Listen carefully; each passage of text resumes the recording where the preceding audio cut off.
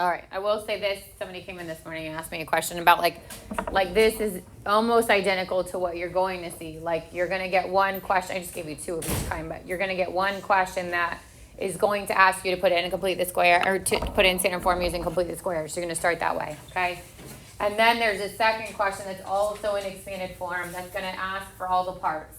This you could choose. Like obviously this is gonna get messy if you put it in complete the square, but if that's the thing you're the most comfortable with, then you can do it.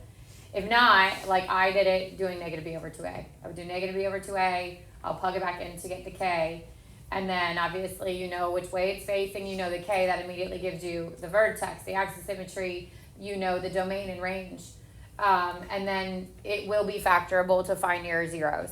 So for, like for the quiz tomorrow, will be factorable, and then you got to find your y-intercepts, and then you got to graph it. So this is kind of similar to like what the first page looks like. You're going to get one that says complete square, and then you're going to get one that's in expanded form, and you can use the negative b over 2a.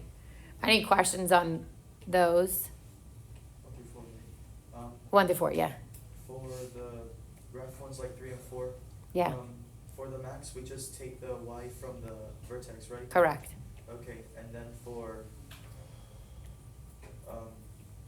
I don't understand how you found the zeros, or I don't understand how you found the zeros for. So this one, you're setting equal to 0, right? This would be 0. So I would factor it. So I'm going to multiply negative 2 times 4. I get negative 8. Find the factors of that sum to the negative 7 to negative 8, positive 1. And then plug it in place of the negative 7x. So negative 8x, positive x plus 4. And then factor by grouping. So I could take out a negative 2x, and I get x plus 4. This would be plus 1, and I get x plus 4. And then x plus 4 and negative 2x plus 1. And then we set them equal to 0. And I get x equals negative 4.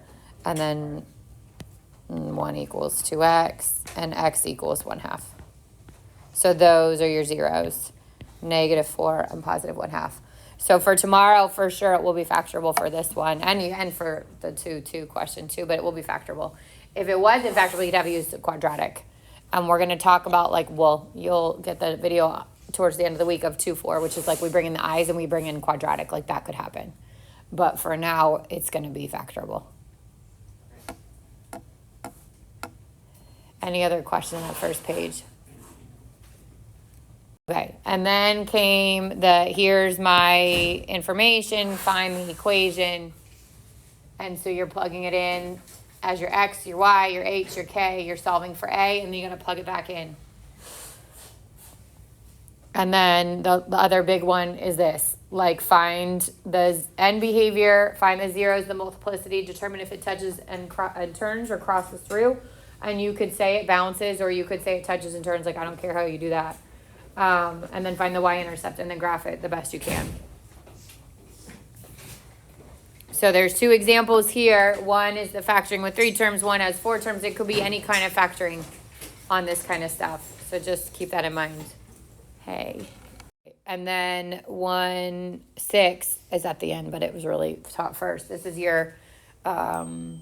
for 125 and 127, it says find the inverse informally and then verify that. So you don't have to verify, like you're finding the inverse, you don't have to then verify, but verifying could be how you could check your answer should you have the extra time. I would not do that first, because this is the first. Oh no, this is later anyways. I would not, no, it starts with this question, sorry. It starts with this question. I wouldn't waste the time checking it and then not be able to finish the rest of your quiz. I would get through the rest of the quiz and then go back and check it. And the question's going to say, determine if it's 1-to-1 or determine if it has an inverse, and then if it does, find it.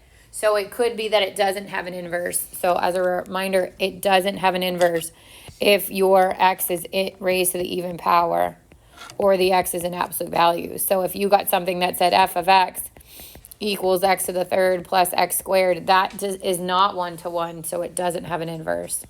So it's going to ask you that first. If it's 1-to-1, or then it has the inverse, then you would find it. But if it's not, then you would simply say that it doesn't have an inverse. Any questions on those?